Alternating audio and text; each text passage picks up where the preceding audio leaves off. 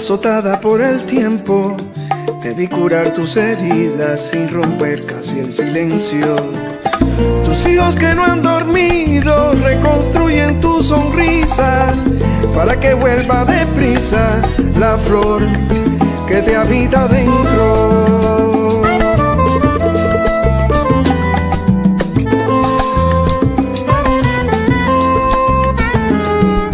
Como estrella sorprendida por la maldad de los vientos, le dan la cara a la vida, aun con la vida doliendo.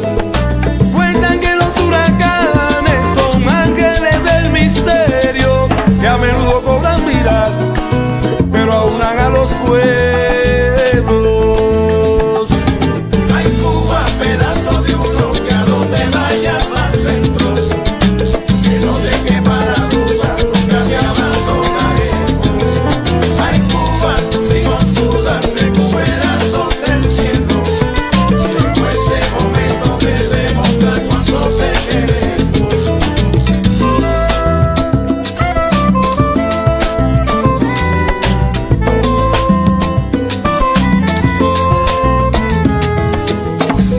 Como pirámide erguida, te vi mirando a lo lejos, soñadora mordida, arrinconada y sin miedo. Te vi abrigando a los niños, te vi amparando a tus viejos, como una madre ofendida por la maldad del mal tiempo. Ay, Cuba, pedazo de uno, que a donde vaya vas dentro, que no deje para duda, nunca te abandonaremos. Ay, Cuba, sigo sudando, recuperando del cielo, llegó ese momento de demostrar cuánto te queremos.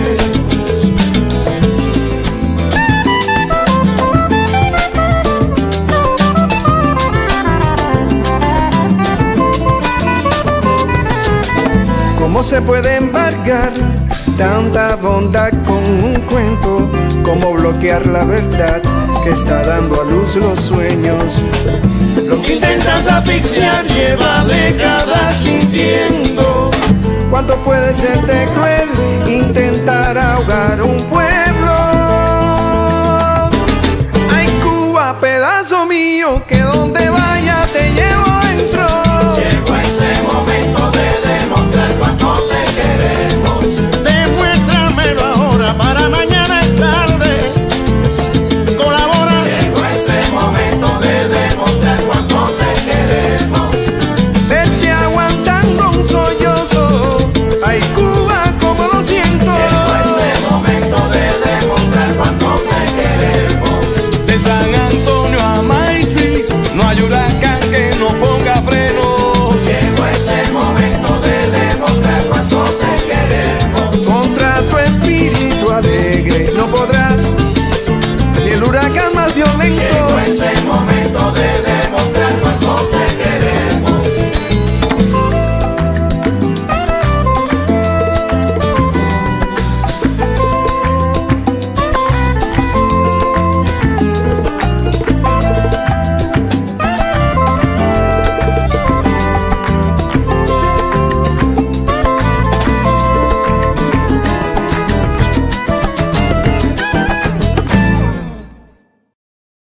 A mi vida no, a tu meta venceremos.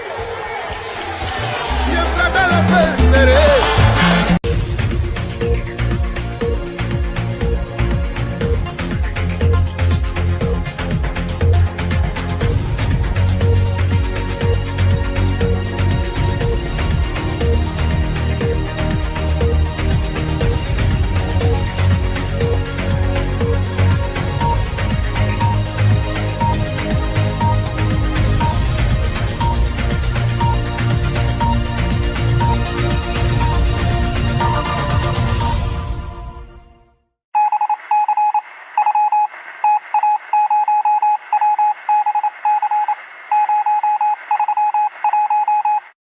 Me sugirió y estuve viendo algunos fragmentos en el canal del profesor Eliades Acosta. Oiga, se lo sugiero.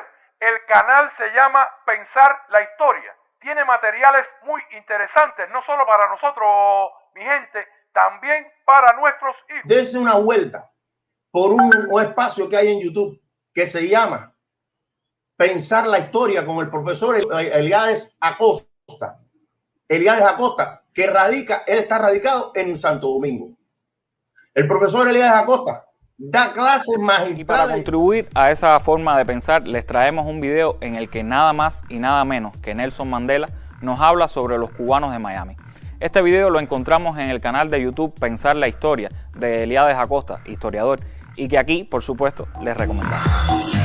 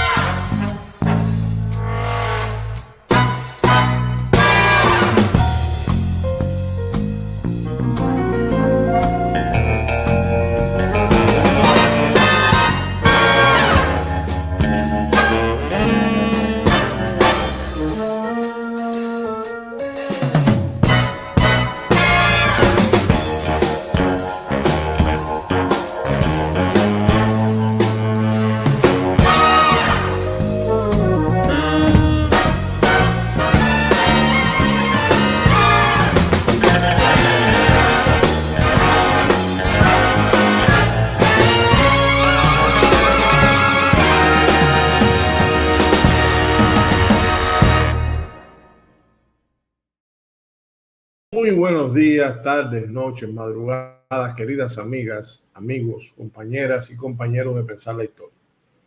Miércoles y lamentablemente no podemos contar hoy con la presencia de Max Lesnick por razones personales y vamos a tratar entonces de conversar con ustedes de un grupo de temas pendientes. Pero lo importante es reunirnos, los amantes del pensamiento crítico y complejo, para examinar aquí, como cada martes, miércoles y jueves, los hechos, sucesos, personajes y procesos de la historia de Cuba, República Dominicana, Puerto Rico, el Caribe, América Latina y el resto del mundo. Tenemos la buena noticia de que estamos acercándonos ya a 5.320 suscritos a nuestro canal, en los últimos tiempos con un nivel de suscripción por encima de la media, lo cual nos llena de regocijo y nos compromete más con ustedes. Ahí tenemos pendiente la asignatura que todo el mundo sabe, que yo la recuerdo aquí de vez en cuando, que son los aportes, el que pueda y el que lo desee, a través de varias formas. No solamente aquí, a través de YouTube, sino a través de PayPal o Cash App, que son vías además más expeditas porque conservan más el aporte original que se hace y llega al destino prácticamente completo. Así que los exhortamos, como prácticamente cada noche vamos a hacer cuando se pueda, a los que tienen la asignatura pendiente que sacrifiquen una tacita de café del mes y hagan su aporte. También se pueden buscar una membresía, que sería también una vía muy fácil y muy práctica para muchos, y además que tiene 4 niveles que permite adaptarla a cualquier estado financiero que tenga la persona. Vamos a darle la bienvenida, como siempre, a nuestro querido amigo el Cartero. Cartero, buenas noches. Oye, yo pensé que ibas a decir, y dicho esto, Ajá. porque tú siempre dices, y dicho esto, siempre Bueno, dices así. Termino con los saludos, vamos a decirlo, para no perder la costumbre. Oye, buenas noches. Vamos a los saludos, después hablas un poquitico de la paliza que sufrió una vez más Estados Unidos en las Naciones Unidas. Con mucho gusto. Esa es una de las noticias que nos encanta dar y comentar. Vamos para allá. Adelante. Alejandro Fernández Costa, saludos pensadores, un abrazo santiaguero desde la otra ala del pájaro. Excelente la disertación de Raúl Álzaga ayer, victoria cubana en Naciones Unidas. Abrazos, sí, Alejandro. Juan Nova, la I-5, una victoria más en la ONU, la resistencia cubana es respetada en el mundo. Saludos a todos. Gracias, querido Juan Nova, amigo. Nuestra profesora de inglés, English is English, tutoriales. Saludos, profesor Cartero y amigos del chat. Pedro Cutiño, saludos a todos los compañeros de PLH. Abrazos, Pedro. Prometeo América 1. Se lo llevan a lo cortico en estos días. Doctora Costa, Amazona, Cartero, mis respetos, saludos a todos. Line número 11. Parece que la aplastante victoria sobre los Estados Unidos en la ONU no le interesa a los noticieros locales de Miami ni nacionales, porque Prometeo, tú eres viejo aquí, siempre ha sido así. Ellos no van a resaltar una noticia donde ellos son los perjudicados, por supuesto. Es hasta entendible, vaya. Joaquín, saludos a todos. Line número 12, compartido gustoso con las muy especiales mambisas de PLH. El presidente argentino Milei destituyó a su canciller Mondano por votar a favor de Cuba. ¿Será un cipayo el señor? Probablemente. Guantesi, saludos a todos. Abrazos, Guantesi. Un gusto que estés acá. Tocororo en Bracho, buenas noches a todos. Abrazos, Tocororo. Antonia Otaola Barco, Paliza, sí. Así mismo, Antonia, gracias por estar aquí a través de Facebook. A ver, Rubio Cubano, saludos hermanos, seguimos venciendo. Abrazos, Rubio Cubano. Tenemos a Artemio Camacho aquí, Eliades Cartero, Max Pablo, Aula, Salud, Maga en el Madison Square Garden propone programa Acción Fascista, Socialistas, Partido Demócrata, Latinoamericanos, Musulmanes, Judíos, Desleales, Millones, Blancos, Represión, Estado. Hoy lo último que hizo Donald Trump, al menos lo vi ahorita, es que se montó arriba de un camión de basura. Está buscando atraer votos por todos los medios. Un camión de basura que estaba nuevo de paquete, por supuesto, y además pintado de blanco. Imagínate un camión de basura de color blanco. Estos son los saludos por ahora. Bueno, vamos a entrar en materia para aprovechar el tiempo.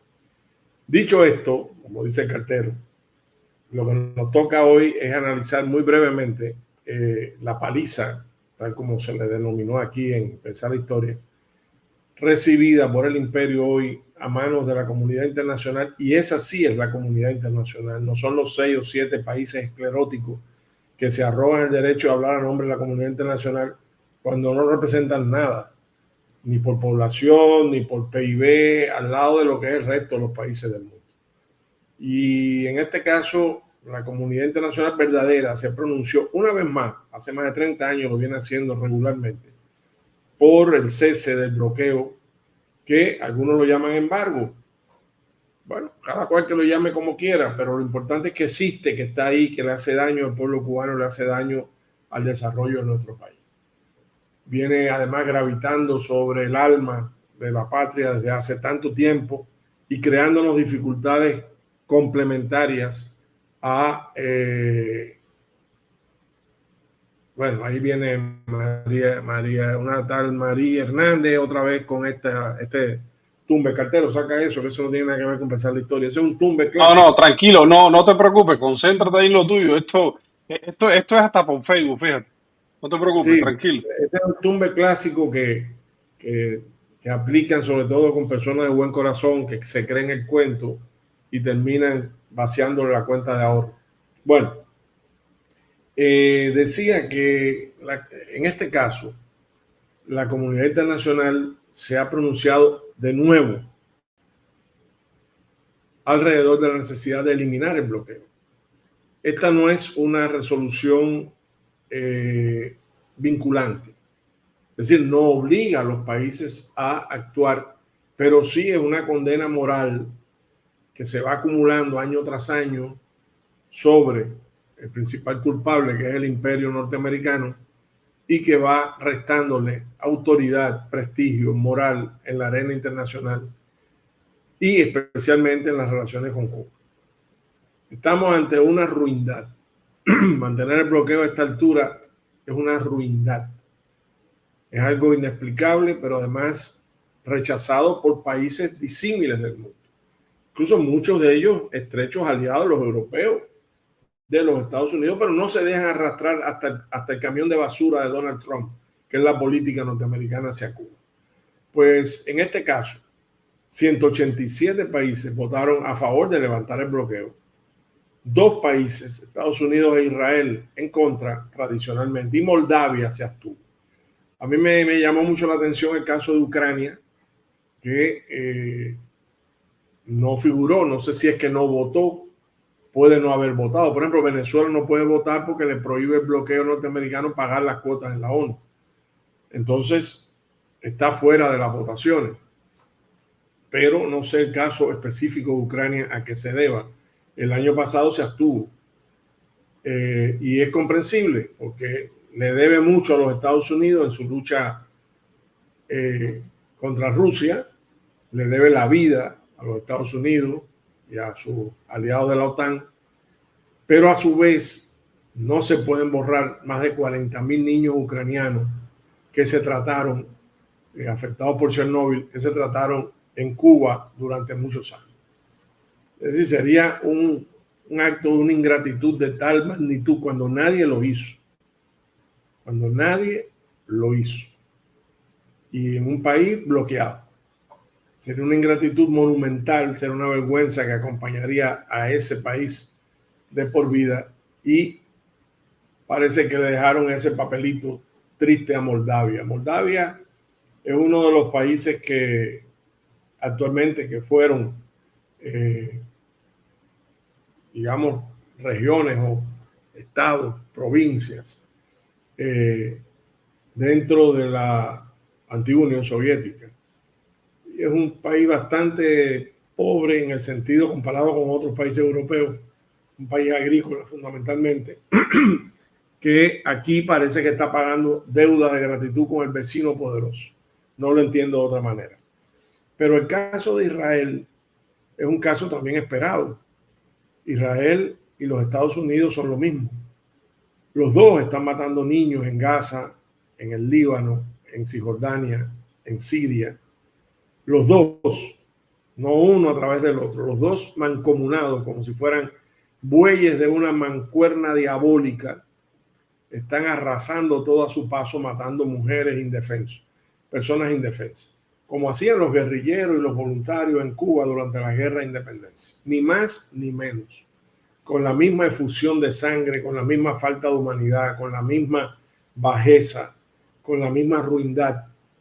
Y siendo lo mismo, es lógico que voten por lo mismo.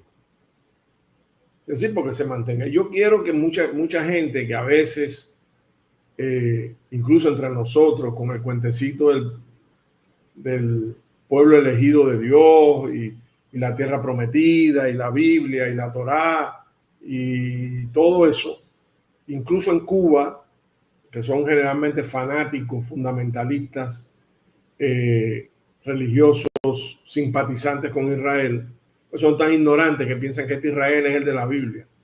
Y son tan ignorantes que no le importa lo que haga con tal de ellos satisfacer su creencia y estar en su punto de confort, creyendo que con eso quedan bien con el Señor. No.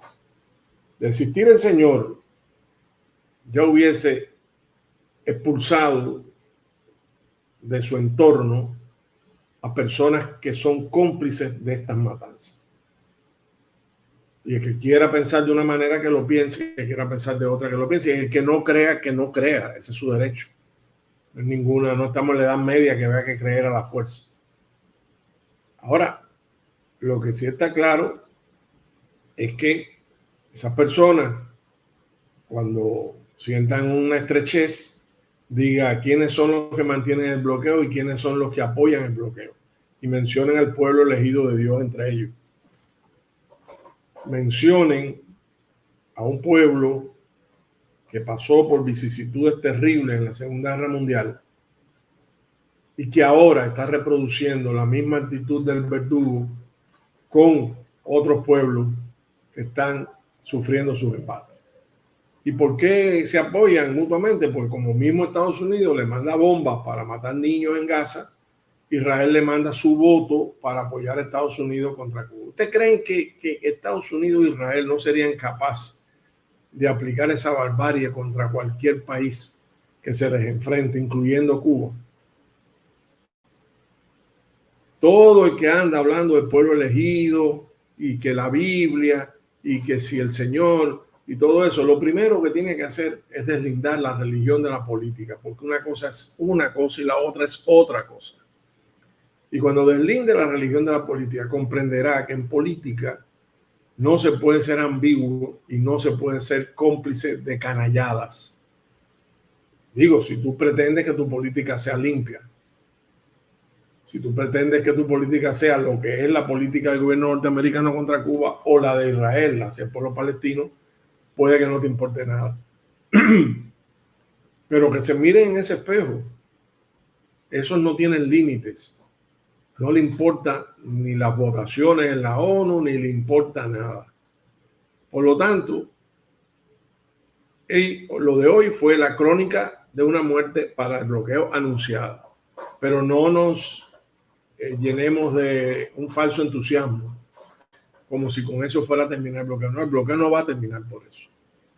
El bloqueo va a terminar cuando en Estados Unidos exista un gobierno digno, un gobierno humano, un gobierno lúcido, que no se deje chantajear por una trupe de circo de politicastros ruines que exigen más medidas contra Cuba porque más medidas le dan más dinero a ellos contra Cuba.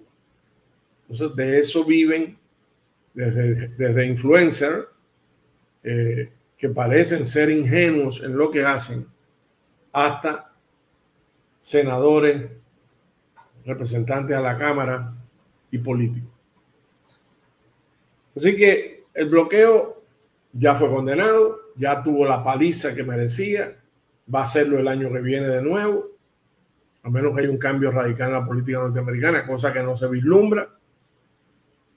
Y lo que sí tenemos nosotros que sacar de ahí, precisamente inspirarnos en eso, para limpiar los problemas que tenemos dentro del país. Dice Clyde de Valle, ahora los BRICS tienen que meter el brazo duro en Cuba para poner el ejemplo que ellos no quieren ver. Ojalá. Esto de todas formas lleva procedimientos, protocolos, tiempos, digamos, cronogramas, etcétera. Pero lo que sí está claro, que nosotros, los cubanos, tenemos que darle un vuelco radical a la vida nacional de forma tal que se produzca, que se trabaje, de forma tal además que vayan mejorando las condiciones de vida poco a poco de la población, en los puntos más importantes que hemos tratado aquí en otros programas. Y lo de Milei también es crónico, una muerte anunciada. Eso demostró que ellos no están sintonizados. Pero, ¿qué esperar de un lamebota que permite que las naves inglesas, incluso militares, hagan escala en Argentina cuando tienen ocupadas ilegalmente las Islas Malvinas? Si eso lo hace con su patria, ustedes podrán esperar algo para la patria nuestra, de un ser paranoico, enloquecido, arrinconado, rabioso, irrespetado por su propio pueblo, que tiene que andar con unos anillos de seguridad porque teme por su vida. Y va a salir, lo dije desde el primer día, va a salir por la chimenea, va a salir como salió de la Rúa en un helicóptero sobre la Casa Rosada. Si no, esperemos a verlo. Es un mentiroso patológico, es un histérico y un bufón. Claro que él quería regalarle ese voto a los americanos y a los israelíes, porque es lo que dicen aquí en Dominicana, un lambón. Es un lambón, un pitillanqui y un vendepatria. Entonces se santió a la canciller para ganar el favor de las potencias que lo desprecian y que deben de burlarse de él a las dos manos, porque él cree que siendo una persona abyecta, sumisa, un rumiante bovino que lo llevan los poderes de la tierra de un lado para otro según sus intereses, él cree que con eso va a ganar mérito ante el imperio. Los imperios no tienen amigos, Milei, los imperios tienen intereses. Y cuando tú no les sirvas, como ocurrió con Batista cuando ya no le sirvió, y ocurrió con Trujillo cuando ya no le sirvió, sencillamente te desechan material y espiritualmente y te condenan al ostracismo, como tantos tiranos han terminado abandonados por estos poderes y sin poder ni siquiera tener apoyo interno en sus países de ningún tipo. Y algunos han terminado muertos. No olvidar que las armas con que le hacen el atentado a Trujillo aquí, 30 de mayo del 61, una parte de ella la introdujo la CIA para el atentado. Se sabe por dónde, cómo se introdujo, bajo qué cobertura, qué armas eran, todo eso se sabe. Hay documentos desclasificados. Se sabe, y ese era un perro faldero, un perro de presa, faldero de los americanos. Miren cómo terminó. Por eso no es apuro, no es como un día tras otro, Milei. Ahí en la bajadita te estamos esperando. Te esperan los pueblos, y en primer lugar el pueblo argentino, el digno, valeroso, culto y solidario pueblo argentino, que tú no has podido transformar a base de tus medidas draconianas contra tu propio pueblo. Bueno, nosotros teníamos pendiente algunos temas que vamos a aprovechar hoy para ponernos al día. En primer lugar, terminar el tema de los chinos, de la importación de chinos y el choque de razas. ¿Se acuerdan aquella obra de Ordaz Avesilla que yo estuve analizando con ustedes? Vamos a terminarla. Y también vamos a mostrarles una fotografía tomada en La Habana después del término de la contienda del 98, de un famoso, muy famoso fotógrafo, Gómez de la Carrera, que era un experto fotógrafo y además tenía la habilidad para caerle bien a todo el mundo, porque le cayó bien a los españoles, a los cubanos y a los americanos. Una cosa rara. Pero bueno, parece que el hombre era muy simpático y se colaba por el ojo de una aguja.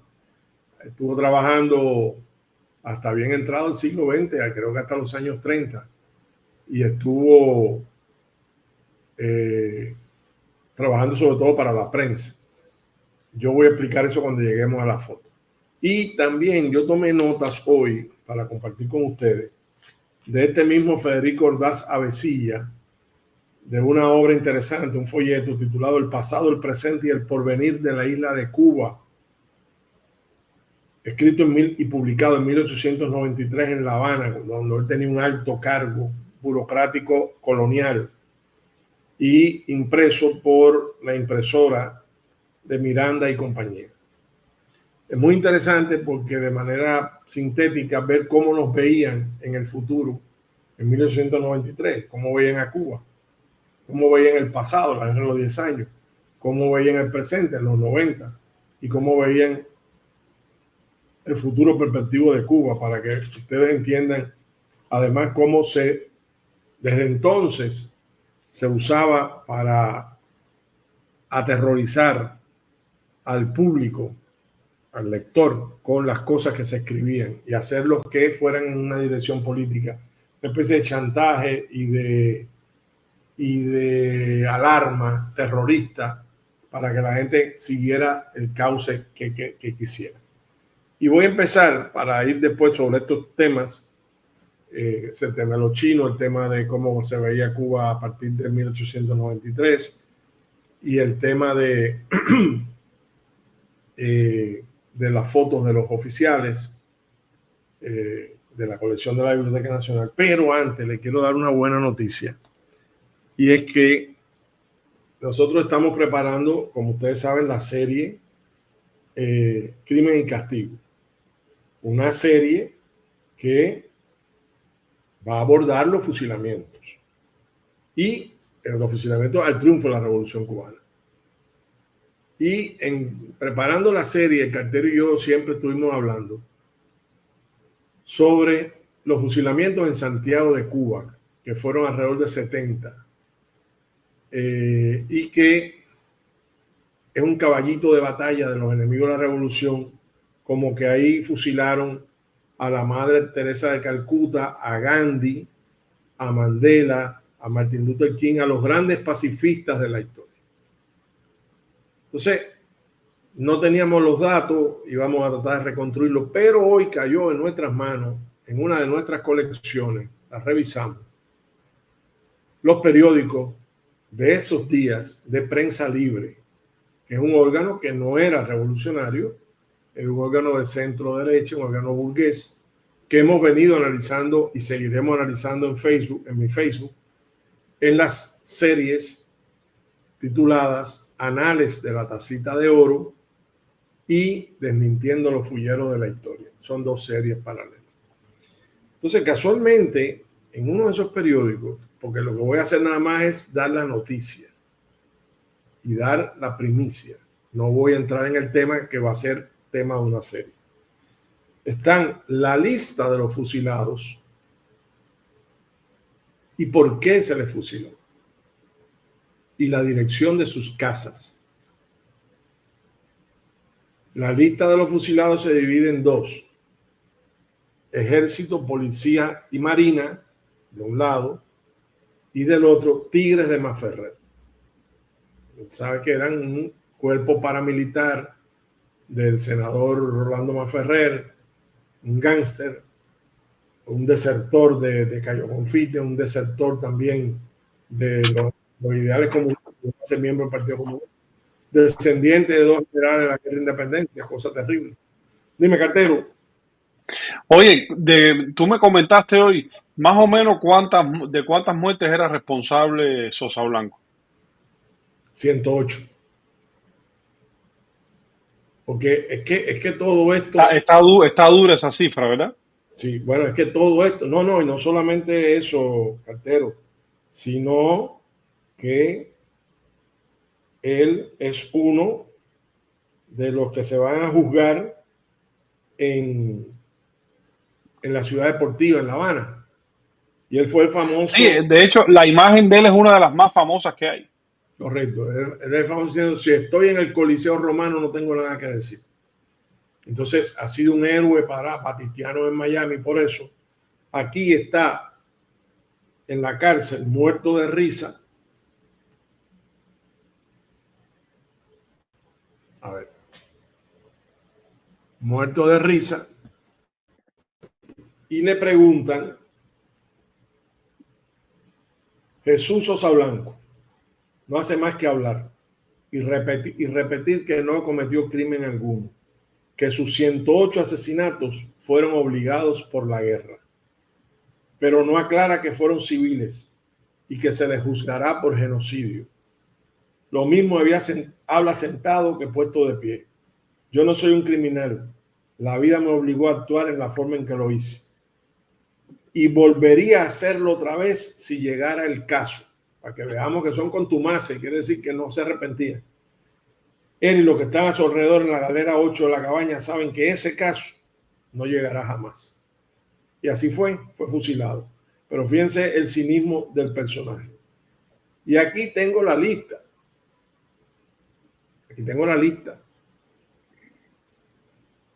Capitán Antonio Gutiérrez Valdés, vecino de General Wood, 160, reparto Los Olmos, el reparto donde yo nací.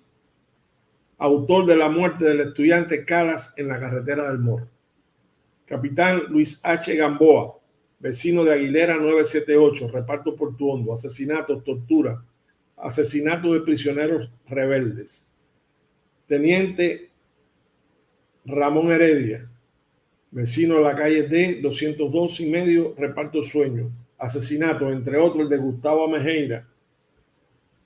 Teniente Manuel Piña Martínez, vecino de la calle Tercera 164, reparto Sueño. Maltrato de obras, injurias, torturas, violaciones de domicilio y asesinato. Teniente Enrique de Espaine, que es uno de los más famosos para los batistianos, 72 muertos sobre su conciencia. Vecino de Hermanos Marín, 62, Veguita de Galo. Asesinatos, entre ellos el de Ramiro Blanco Torres, Luis Cárcel Seguras y otros. Asesinato de Roberto Emilio Macías, a quien detuvo en su domicilio, apareciendo muerto con los ojos sacados días después. Asesinato de Luis Cala y de Marcelino Veranas. Y así sucesivamente, todos tienen al lado a quien asesinaron. Aquí aparecen dos involucrados en el asesinato de Fran País, otros los hermanos Marañón, que son muy conocidos en la zona de Santiago. Por ejemplo, aquí sale el comandante Asa, que era jefe de la policía, y que, entre otras cosas que lo acusan de poner, cuando estaba el 30 de noviembre, estaban atacando los revolucionarios la estación de policía en la Loma del Intendente en Santiago. Habían 5 prisioneros jóvenes que habían cogido 1 hora antes o 2 horas antes en las calles con armas porque iban a participar y los habían llevado para ahí. Y cuando empezó el tiroteo y a lanzarles los revolucionarios cócteles molotov, él le puso doble candado a la puerta para que se quemaran. No se quemaron, por suerte. Ahí estaba entre ellos, esos 5, un tío mío, Ernesto Matos Ruiz, está vivo, y que se salvaron de milagro saltando a la casa de atrás y los bomberos sacando los disfrazados de bomberos cuando los carros iban a buscar agua. Pues aquí están todos, y sus asesinatos y las torturas y las masacres y las casas quemadas y las personas quemadas vivas y las mujeres violadas por estos pacifistas que tanto enaltecen ahora algunos, y que todos tuvieron juicio. Incluso había un precepto legal que se les aplicó, que viene el nombre ahí, en los juicios, que decía, si hay alguna duda una duda, aunque sea de su culpabilidad, serán liberados. Serán liberados. Si hay alguna duda de su culpabilidad, serán liberados.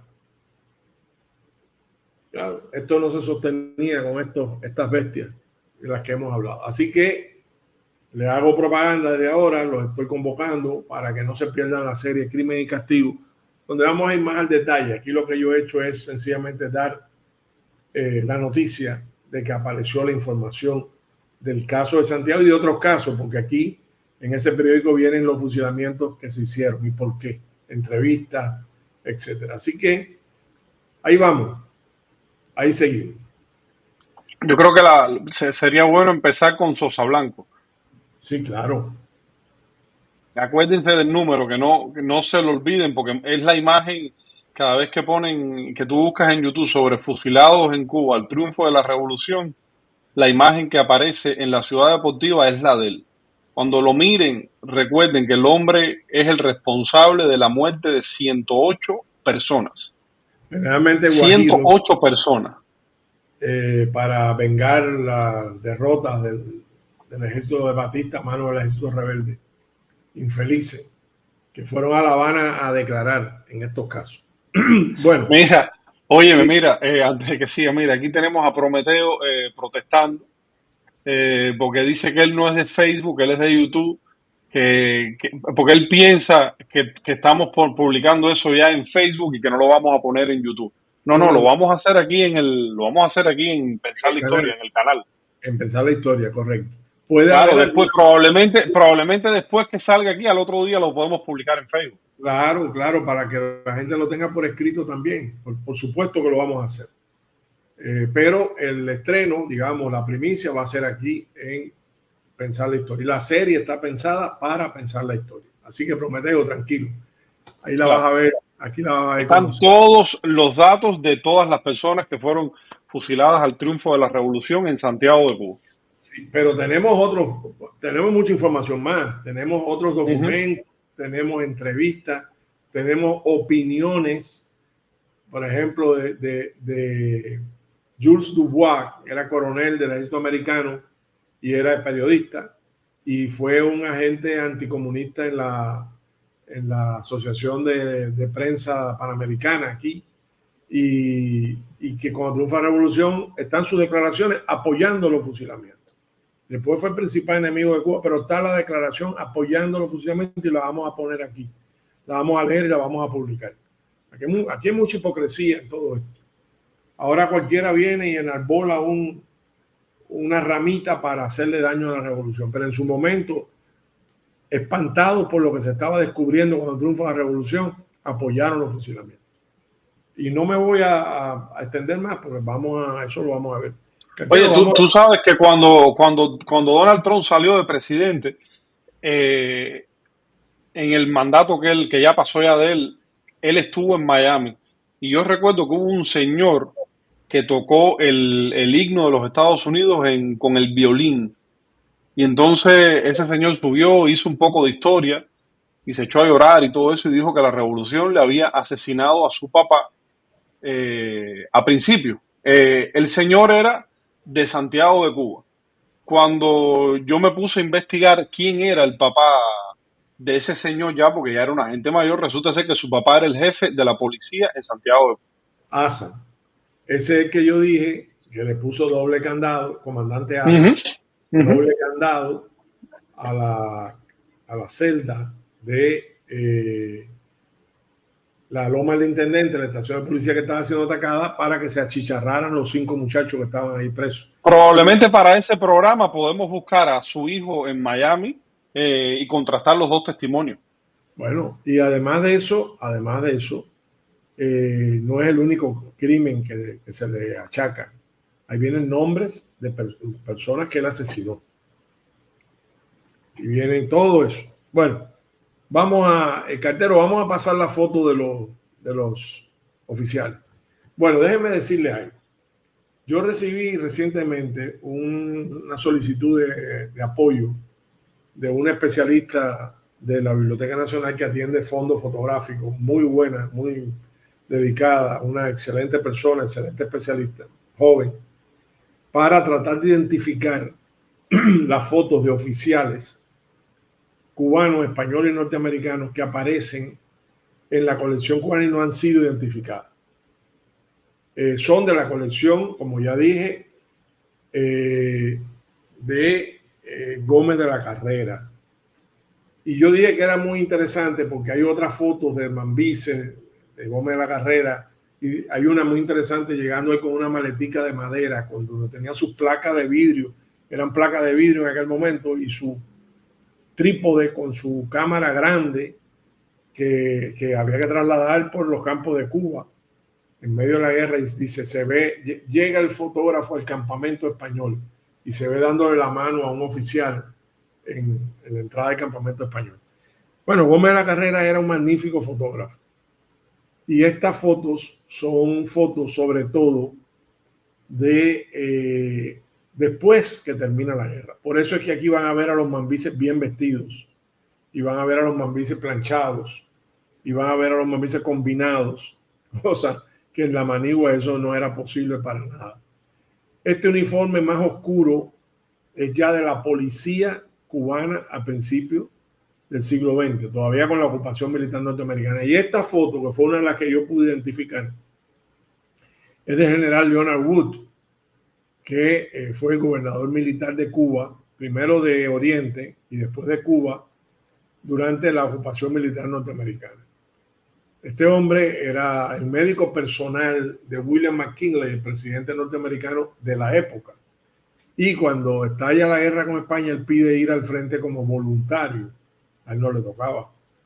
Y él y Roosevelt, Teddy Roosevelt o Theodore Roosevelt, crean entonces un destacamento, una especie de legión extranjera de mercenarios, no puedo decirle otro nombre, llamado los Rough Riders, los jinetes rudos, de los cuales Wood fue el jefe y Roosevelt el segundo.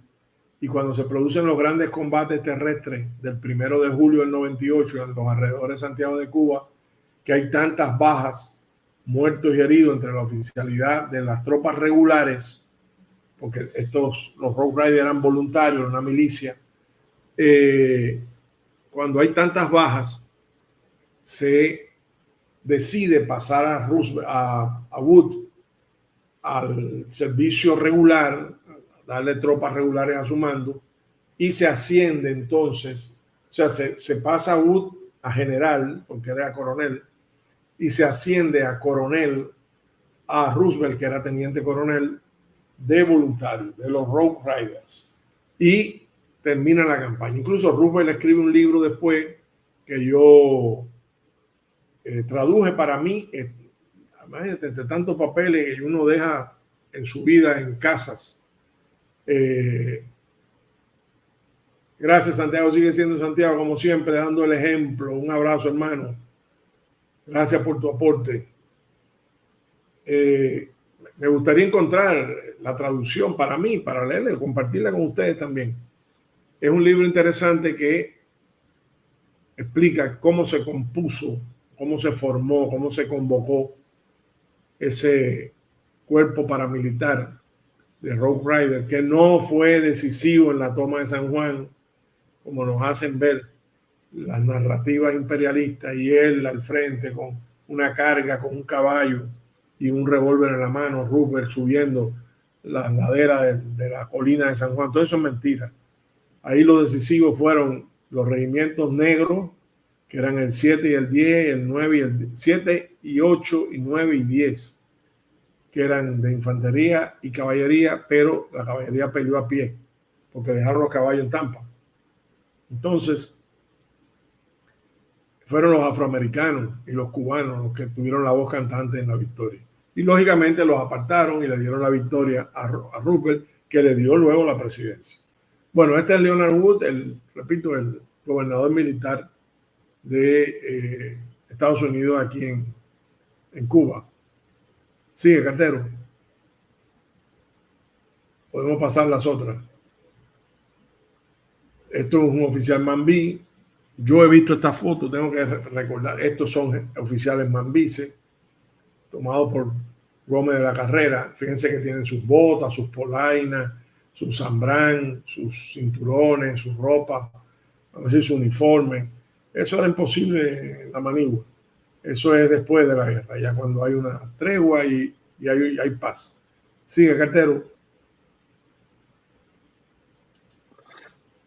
Seguimos, cartero. Oye, es que ahora abrí aquí al lado de donde está el estudio el Prensa Libre y me he puesto a leer, imagínate. Lo de Sosa Bravo, lo de Sosa Blanco. Ah, Sosa Blanco. Bueno, sí, eso es un personaje que hay que desmentir y hay que despalillar aquí. Dime, hay más oficiales, ¿no? Sí. Miren aquí otro oficial. Sigue. Se ve que son fotos de estudio. Este, como yo dije, el uniforme más oscuro a principios del siglo XX, todavía en la ocupación militar norteamericana, la policía cubana, que eran mambises, por supuesto. Aunque también se colaron muchos guerrilleros. Sigue, cartero. Se colaron muchos guerrilleros. Bueno, ahí se ven, sí, oficial. Este oficial de Marina norteamericano, esta foto. Y esta foto, esa que tú pusiste última, interesante, cartero. Ese es de un guerrillero al servicio de España. Ese no es el uniforme mambí y además lleva un sable en la cintura. No lleva machete, lleva sable. Ese es repito, un guerrillero al servicio de España. Incluso yo recuerdo que se le veía la ropa de rayadillo. A él y a otro, eran dos fotos similares. Yo voy a pedir la otra, pero para que se tenga una idea de que también estaban ellos. Y hay una, pasa, cartero, a ver si damos una que yo estoy buscando, que es del comandante Armando André. Es esta, exacto. No, la anterior. Comandante Armando André. Este fue el hombre que le puso la dinamita en el Palacio de los Capitanes Generales a Weyler y que luego Machado mata en 1925 por una venganza casi personal. Él tenía un periódico y hizo unas caricaturas y unas burlas de Machado. Machado lo mandó a matar y lo mataron. Era muy joven. Gómez no lo quiso recibir porque Gómez estaba en contra del atentado personal por terrorista y prefería la pelea cara a cara limpia. Bueno, un ejemplo queríamos mostrarles nada más de los tesoros de la Biblioteca Nacional de Cuba y todas estas colecciones. Son muchas más. Aquí están nada más algunas muy, muy pequeñas, si se quiere, pero son tesoros para la historia y para la memoria nacional.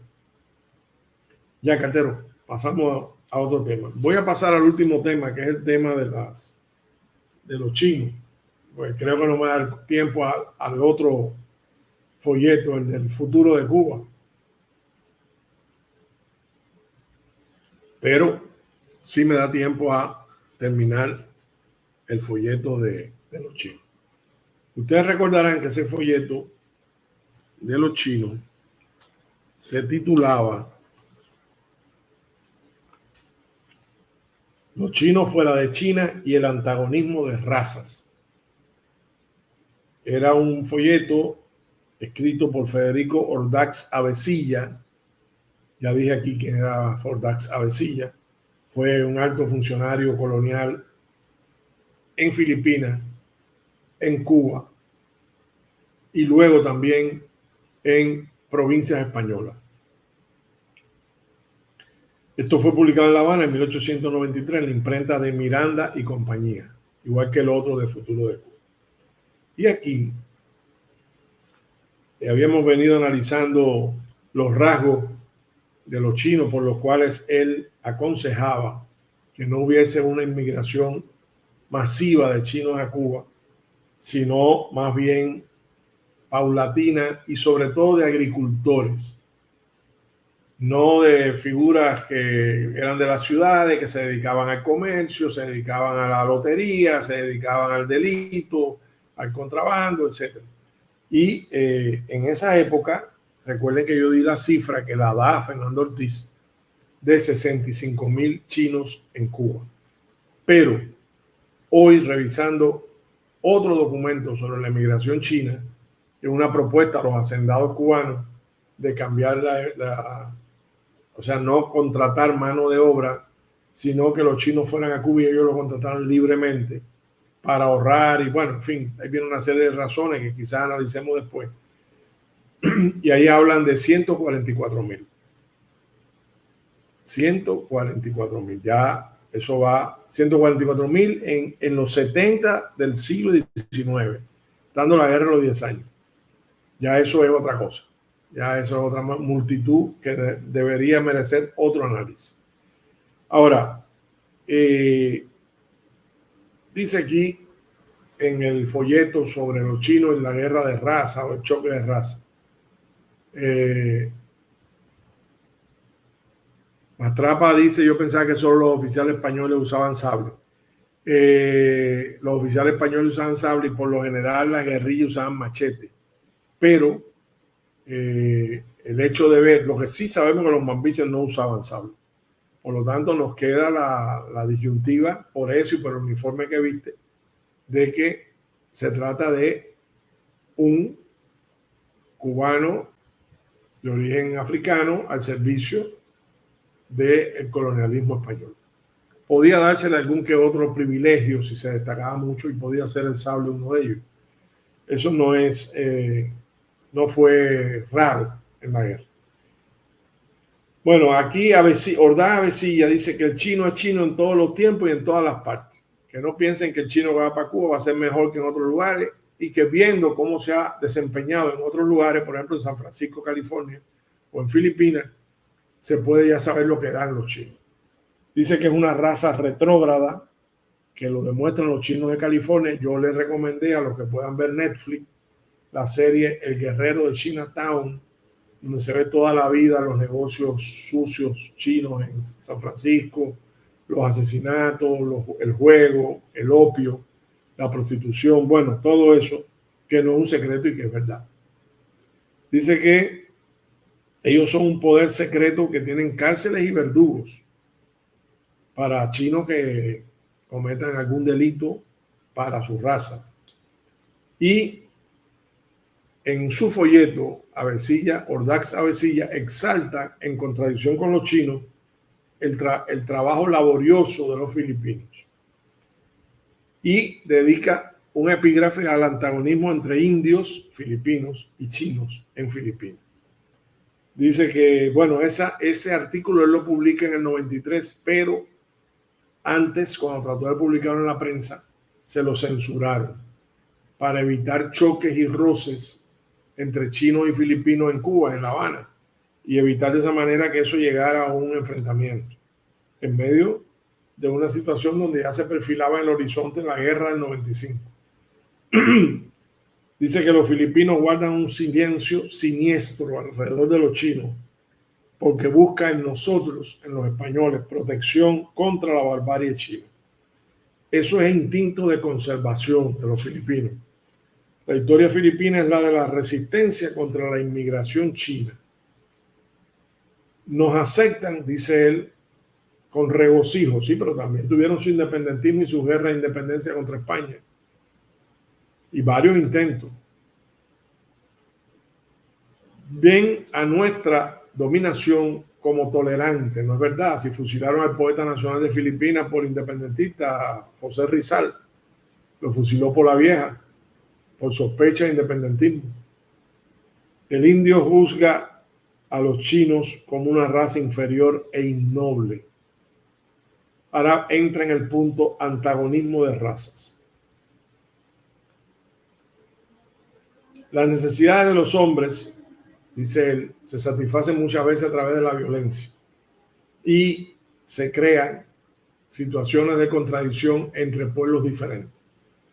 El norte y el sur no se amalgaman nunca. Dice él que los pueblos del norte y los pueblos del sur nunca se mezclan, aunque vivan juntos en un mismo territorio. Nunca he simpatizado, dice Ordaz Avecilla, ni con el chino ni con el inglés. El norte, el inglés y el chino el sur. Entre razas extrañas no se consolidan afectos. Todo esto es mentira. O sea, todo esto son exageraciones de un personaje racista que además conservador, colonialista, que además tenía la tarea de defender el dominio de España en Cuba en varios frentes, como vamos a ver en el próximo folleto de él. En los pueblos mixtos ha de haber una raza dominadora o un poder moderador. Pueblos que están, dos pueblos que convivan, uno debe ser dominante o debe haber un poder que tienen que haber un poder que equilibre las relaciones entre ambas razas. No basta la unificación del idioma, ni las costumbres, ni las leyes, ni la religión para borrar el antagonismo de razas. Y es una regularidad, dice él, el exterminio de las razas más débiles a manos de las más fuertes. Dice, por ejemplo, presintiendo esto, de que les espera el exterminio, los más débiles buscan fundirse con la raza más fuerte, no por admiración o respeto, sino para garantizar la subsistencia. Y en esas sociedades, el mestizo, que es el fruto de ese programa, ese plan de subsistencia de los más débiles, es rechazado frecuentemente. A veces por las dos razas, por la fuerte y por la débil. Dice que la suerte futura de Cuba, su felicidad y dicha, descansan en la fusión armónica al amparo de un poder moderador que no puede ser otro que el de España.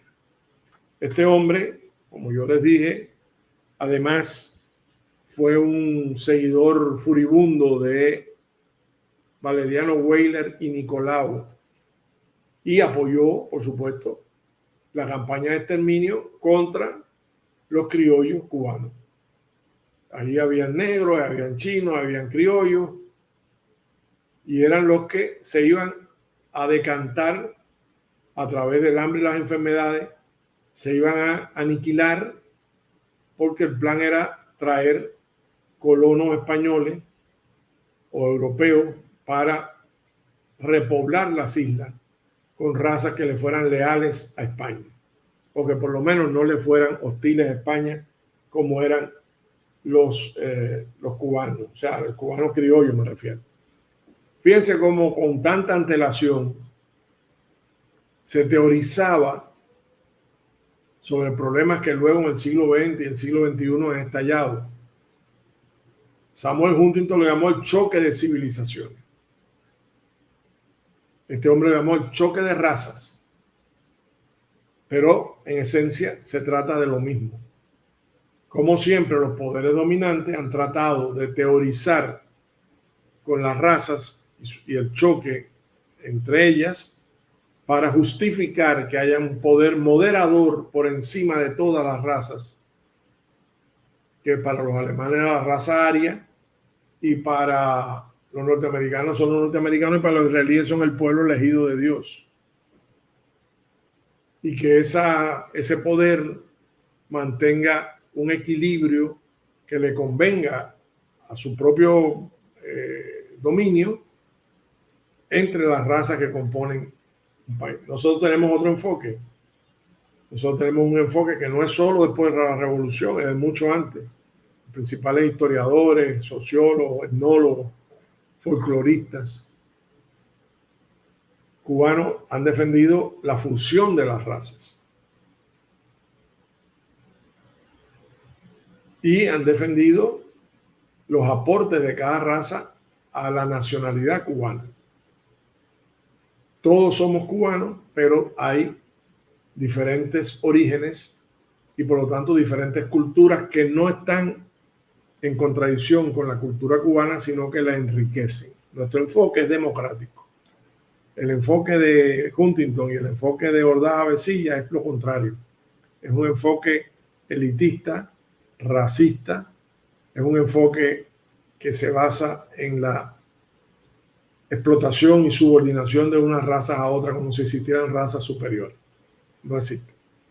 Y Cuba es un ejemplo de cómo se puede amalgamar diferentes orígenes y conformar una nacionalidad rica, diversa, tolerante, humana, inclusiva, que es la que tenemos en Cuba. Y no solamente en Cuba, países como República Dominicana, Puerto Rico también,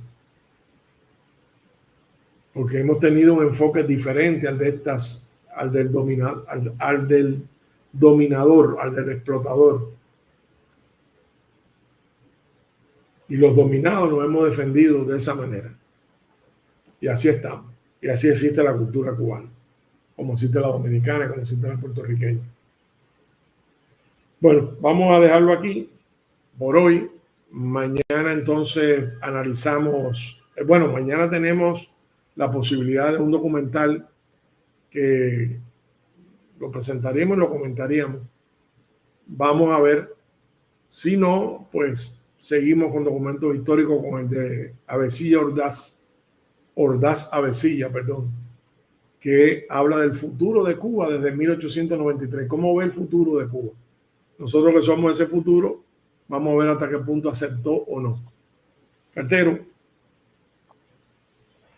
Oye, nada, pues nos despedimos hasta mañana. Darle un abrazo a Liuba, que nos está viendo desde Cuba, y invitarlos a todos a que estén mañana a las 9 de la noche, donde tendremos, por supuesto, un programa súper interesante también, con un documental muy bueno y que será también comentado por Eliades aquí en la noche. Nos vemos entonces mañana.